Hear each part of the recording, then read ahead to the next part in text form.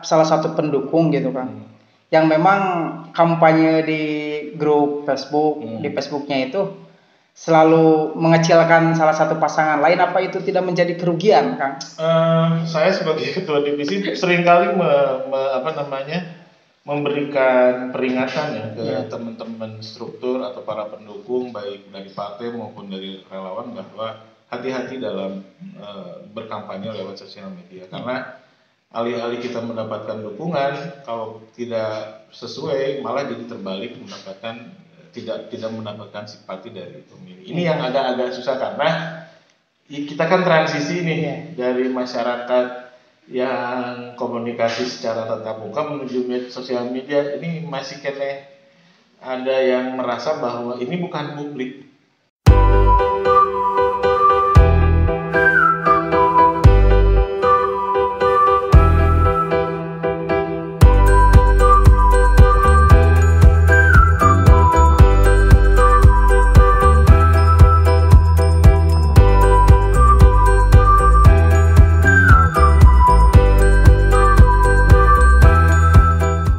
Assalamualaikum warahmatullahi wabarakatuh.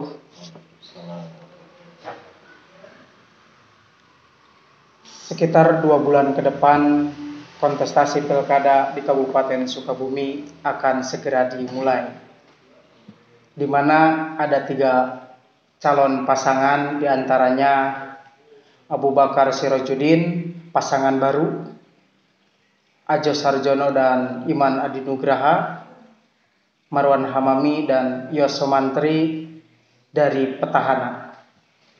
5 tahun sebelumnya Marwan Hamami dan Ajo Sarjono menjalin hubungan yang sangat mesra. Tapi kenapa hari ini mereka berdua cerai? Marwan Hamami lebih memilih Yos dari Sekda, dan Ajo Sarjono lebih memilih Iman Adi Nugraha dari Partai PAN.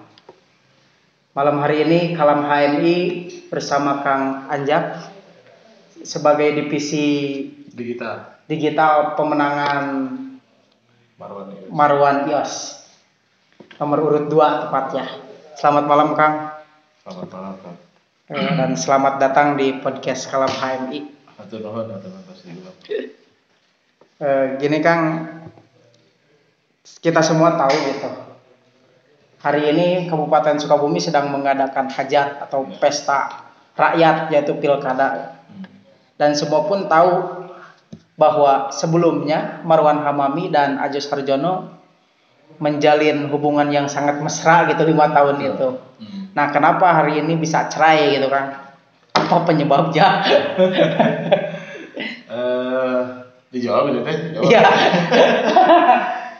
Pertama memang saya dan hadir di tim pasangan Marwan Yos. Pertama dari perwakilan Partai Keadilan Sejahtera kan, yang mana kami selama 5 tahun ke belakang itu tidak menjadi partai koalisi pendukung Marwan Ajo. Jadi kalau ada pertanyaan kenapa Marwan Ajo cerai, kami sebenarnya ditanya tidak tahu, tapi berdasarkan beberapa informasi, lalu kemudian ada beberapa masukan. Yang pertama, memang kami melihat ada komunikasi yang sepertinya tidak lancar antara seorang bupati dengan wakil bupati. Nah, kalau diurut ke belakang sebenarnya bisa jadi juga pasangan Marwan Ajo itu lahir tidak kurang disiapkan secara lama mungkin, tidak well prepared lah gitu. Nah, lalu kemudian ada komunikasi yang tidak lancar, ada persepsi yang kurang bagus antara kedua belah pihak, sehingga mungkin akhirnya mereka memutuskan untuk dalam tanda petik bercerai.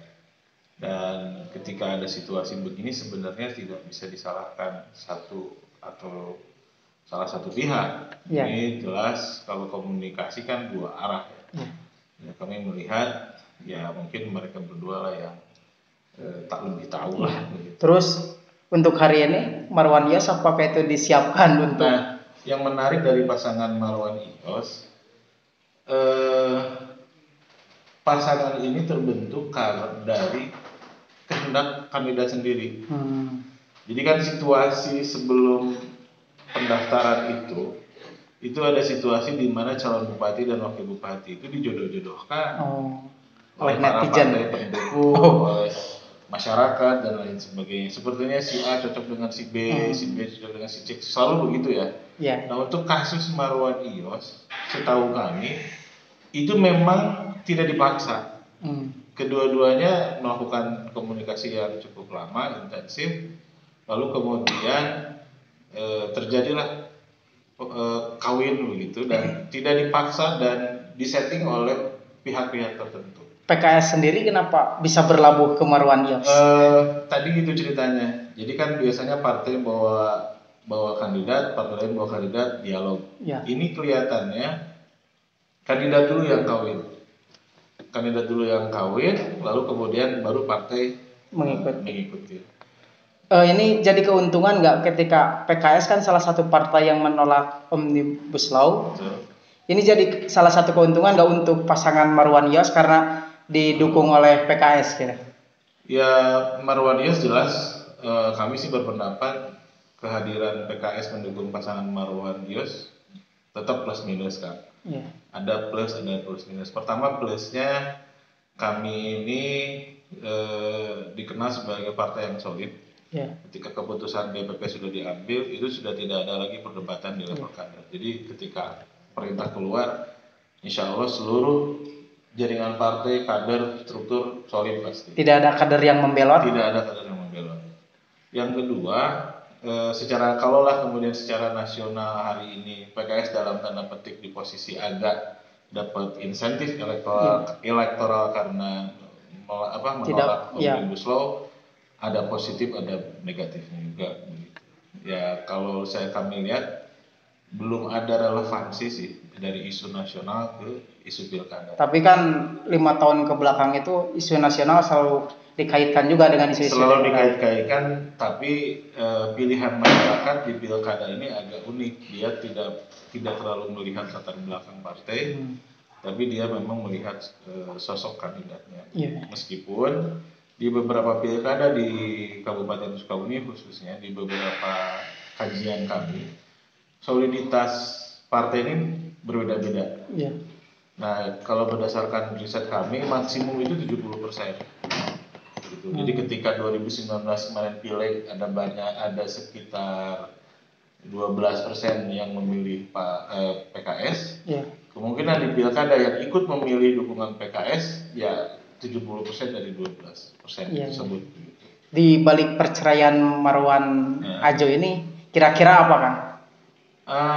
Komunikasi sih. Komunikasi dan tetap seperti berkeluarga ya. Masalah pasti ada, perdebatan pasti ada, tapi selama komunikasi dibangun dengan lancar atas kultur dewasa, insya Allah semua bisa terselesaikan. Kalau ada perceraian berarti ada komunikasi. Tidak lancar. Hari ini kan semuanya juga tahu slogan dari nomor urut 2 itu lanjutkan kebaikan. Betul. Kalau boleh tahu ya kebaikan seperti apa? Kebaikan yang mana yang mau dilanjutkan itu? Jadi gini, selama kepemimpinan Pak Marwan 5 tahun ke belakang kami melihat ada banyak capaian-capaian yang sudah dilakukan beliau. Indikator misalnya saya buka dikit ya. Untuk indeks pembangunan manusia lah yang selalu jadi salah satu indikator keberhasilan pemerintah daerah begitu. Selama kepemimpinan Pak Marwan itu naik dari misalnya dari 2017 65,49 di 2009 selama 3 tahun naik ke 65,87. Itu murni Pak Marwan apa? Sama Pak Ajo juga kan? Iya, ya harus dipahami bahwa mereka satu kesatuan. Marwan, Ajo, dan birokrasi bersama DPRD juga, bersama masyarakat juga. Tapi bagaimanapun dirijennya adalah Pak Marwan. Gitu. Jadi saya pikir berhak Pak Marwan mengklaim sebagai keberhasilan beliau dan keberhasilan ini yang harus dilanjutkan. Iya, iya. Kan kalau kata Prof. Jalaluddin Rahmat, ada bahasa yang berbeda antara pemerintah dan masyarakat gitu. Ketika menurut masyarakat bahwa kebaikannya itu A, menurut pemerintah itu kebaikannya adalah B. Apakah ada kemungkinan seperti itu enggak? Kebaikan yang dilanjutkan ini adalah kebaikan menurut pemerintah, bukan menurut masyarakat. Kalau masyarakat, kalau pemerintah kan mainnya di dokumen perencanaan kan. Iya. Di setiap 5 tahunan, setiap tahunan kita selalu menetapkan target indikator keberhasilan, target capaian dan lain sebagainya. Ukurannya itu saja. Bahwa di masyarakat mungkinkah ada masyarakat yang tidak puas? Sangat mungkin. Berdasarkan riset kami, tidak 100% masyarakat setuju bahwa pemerintahan Pak Marwan ini berhasil.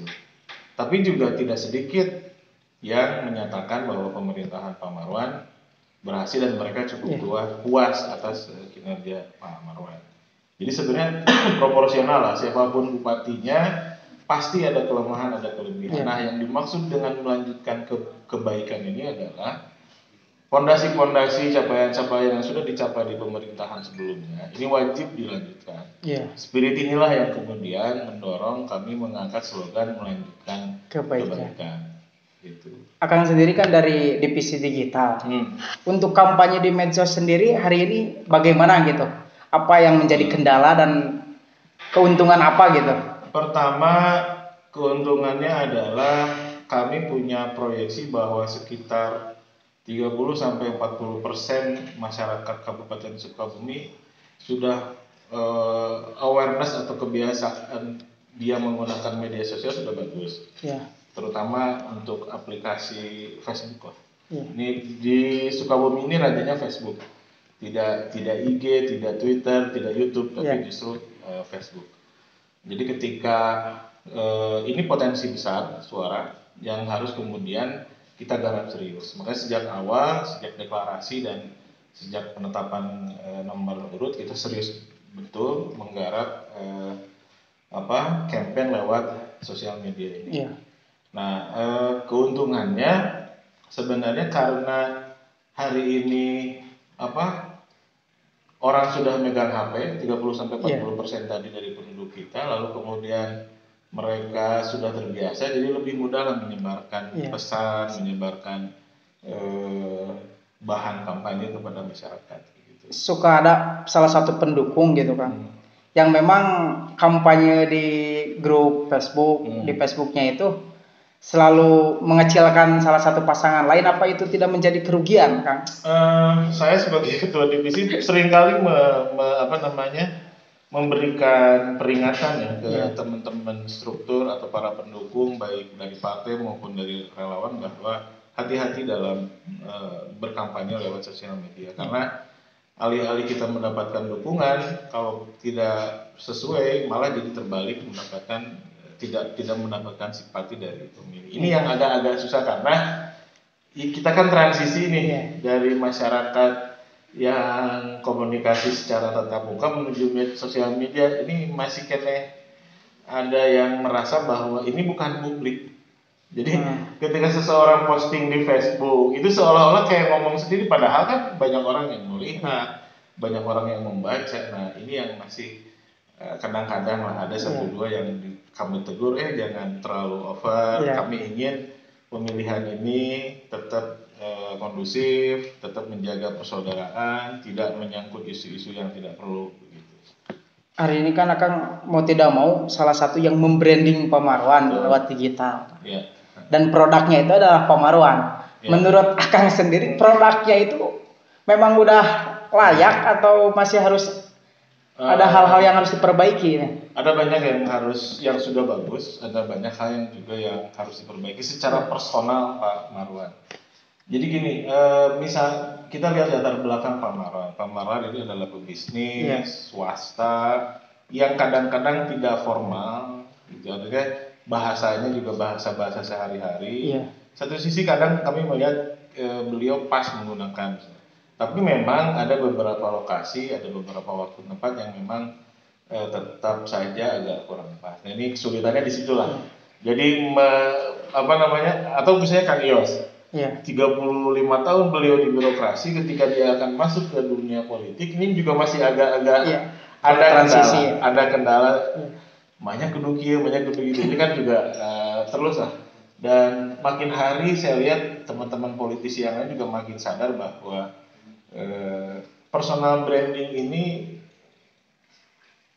penting gitu, penting di manage, dan ini terkait juga kita ingin menampilkan sosok kandidat yang terbaik di depan para pemilih begitu kan. Yang saya takutkan itu dari tim pembrandingnya ini sudah bagus, pemasarkannya, covernya sudah layak jual, tapi isinya itu yang mau dijualnya itu yang saya takutkan itu tidak memenuhi kualitas itu kan. Ini agak susah menentukan tagline apa supaya tidak terlalu beautifikasi tapi juga tidak underestimate. Nah, jadi perdebatannya cukup panjang, tapi menurut kami tagline melanjutkan kebaikan itu tidak overconfidence, juga tidak terlalu rendah diri gitu.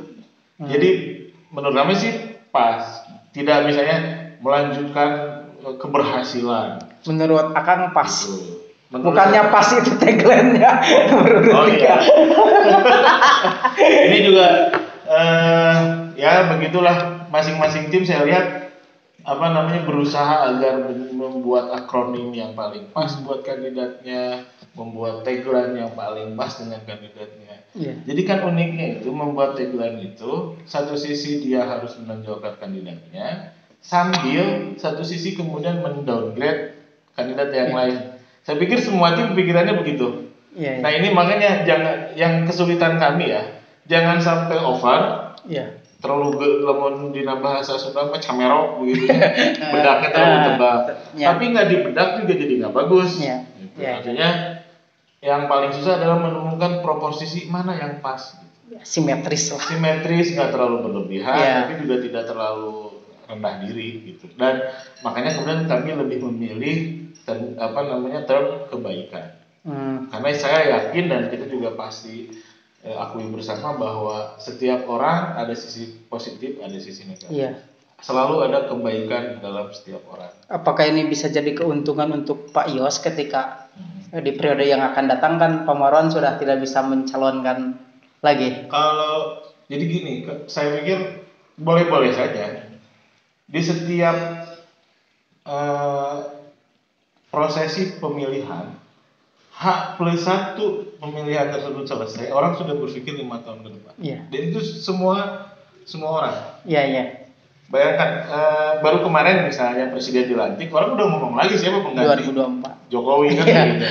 Baru misalnya hari ini sedang berlanjut pilkada pun, orang sudah nanti mau begini, nanti mau begini. Sah-sah saja, dan menurut saya semakin jauh kita merencanakan, sebenarnya semakin baik. Kami ingin membangun kultur bahwa kandidat tidak dibentuk mendadak. Untuk keuntungan para pemenangan atau para tim ses ini, apakah kira-kira kalau calonnya yang diusung menang gitu? Ada banyak. Tentu sebenarnya kan semua orang kalau ada bahasa saya mendukung tanpa kepentingan itu bohong.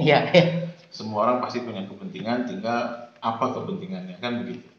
Yang paling mungkin dinikmati oleh para pendukung, terutama partai politik maupun relawan, adalah ketika kandidatnya menang, aspirasi dia dari masyarakat bisa lebih mudah sampai kepada si pemegang kekuasaan, misalnya bupati dan wakil bupati, dengan tanpa kemudian menutup ruang masyarakat yang lain juga tetap menyampaikan aspirasinya dengan baik. Ini yang agak kurang bagus kultur di kita itu kan nutup gitu. Harusnya makanya ini harus butuh komitmen semua pihak bahwa setelah pilkada selesai sudah ya, tidak ada lagi nomor 1, tidak ada lagi nomor 2, tidak ada lagi nomor 3. Semua melihat ke depan bagaimana membangun Sukabumi, semua melihat ke depan bahwa semua harus tersampaikan aspirasi. Maksudnya kira-kira ada potong kue yang merata enggak kan untuk para pemenangan ini? Potong kue merata apa ini? Ya intinya kan gini, semua partai, semua relawan pada dasarnya membawa kepentingan masyarakat yang menjadi basis dukungannya. Kami dari PKS jelas punya beberapa agenda yang harus diterjemahkan dari platform politik kami ke daerah. Misal, ketika Pak Bupati, Pak Marwan dan Pak Yos dilantik, kami berharap misalnya BPR tidak hanya BPR konvensional, tapi kami ingin BPR ada yang syariah, baik unit bisnisnya maupun khusus BPR syariah. Kami juga misalnya ingin ada korporasi desa, di mana desa dikelola dengan maksimum sesuai dengan sumber daya manusianya dan sumber daya alam yang ada di sana untuk kepentingan masyarakatnya. Begitulah kira-kira. Jadi jelas ketika ada kontrak politik yang dibangun antara partai politik dengan kandidat, dan ketika kandidat menang, fokus kami kemudian adalah memenuhi kontrak politik tersebut. Yang mana kontrak politik tersebut adalah dirumuskan berdasarkan platform politik dan aspirasi masyarakat pemilih kami. Gitu. Misalnya guru-guru madrasah punya aspirasi, para petani punya aspirasi. Itulah yang kemudian kami sampaikan kepada Pak Bupati, Pak Marwan dan Pak Yos. Dan ini harus tercantum dalam dokumen perencanaan 5 tahunan. Soalnya kan yang barusan guru madrasah kemarin itu kan menjadi hangat, jadi perbincangan hangat gitu di media sosial. Kenapa yang tersalahkan itu Pak Ajo gitu? Bukannya Pak Ajo itu berpasangan dengan Pak Marwan? Saya nggak tahu ya isu itu, tapi yang jelas ada miss begini.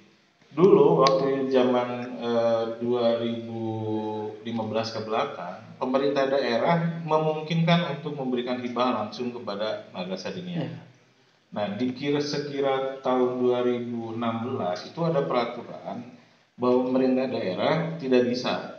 Jadi dia harus lewat lembaga vertikal, dalam hal ini Depak, baru kemudian disampaikan kepada masyarakat.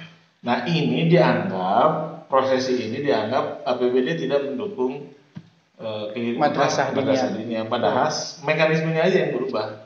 Nah, mungkin salah satu kelemahannya ini yang tidak terkomunikasikan dengan baik, dan kami juga kemarin sudah memberikan masukan kepada Pak Marwan, ini yang harus segera diperbaiki di tahun-tahun yang akan datang. Ada janji-janji politik yang harus segera dibayar. Harus segera dibayar. Terima kasih Kang atas waktunya sudah menyempatkan di podcast Kalam HMI. Mungkin untuk yang terakhir mau closing statement dari Akang atau mau mengkampanyekan Pak Marwan? Pertama, pilkada ini adalah kesempatan kita menitipkan aspirasi kepada kandidat. Kita coba lihat mana kandidat yang paling punya chemistry kuat. Ini penting kan, karena masyarakat sudah lelah mendengar bupati dan wakil bupati pasya. Nah, sehingga kemudian kita harus lihat mana nih kandidat yang antara calon bupati dan calon wakil bupatinya punya chemistry yang kuat, tidak dipaksa dalam tanda petik, baik dipaksa oleh keadaan, baik dipaksa oleh tim suksesnya harus berpasangan dengan A dengan B, tapi benar-benar memang yang punya chemistry antara bupati dan wakil bupati. Karena ini penting, bagaimanapun program-program pemerintah tidak mungkin berjalan dengan lancar ketika si bupati dan wakil bupatinya punya komunikasi yang buruk. Dan kami yakin bahwa pasangan Marwan Yos, karena mereka bernikahnya itu bukan karena paksaan, karena keinginan mereka berdua, insya Allah mereka punya pola komunikasi yang lebih baik dibanding pemerintahan sebelumnya. Dan karena komunikasi ini lebih baik, komunikasi antar pimpinan juga lebih baik, kami berharap juga berdampak pada keberhasilan pencapaian indikator pembangunan di masa-masa yang akan datang. Terima kasih Kang sekali lagi. Sama-sama, hatur nuhun. Ketika kita ingin memilih salah satu pasangan calon bupati, maka tidak jauh beda ketika kita akan melabuhkan hati kita untuk seorang kekasih. Seperti halnya Plato bertanya kepada gurunya Sokrates bagaimana cara mencari cinta. Kata Sokrates, berjalanlah di depan ada perkebunan, maka kau cari salah satu ranting yang kau sukai dan kau jangan melihat ke belakang. Akhirnya Plato kembali lagi kepada gurunya Sokrates dan tidak membawa ranting itu karena Plato tidak menemukan, atau Plato terus berjalan tidak mengambil salah satu ranting itu. Nah, agar kita tidak merasakan penyesalan di dalam pemilihan bupati ini, maka labuhkanlah hati kita kepada pasangan yang memang benar-benar mantap. Entah itu nomor 1, nomor 2, ataupun nomor 3. Cukup sekian dan terima kasih. Wabillahi taufiq wal hidayah. Wassalamualaikum warahmatullahi wabarakatuh. Waalaikumsalam.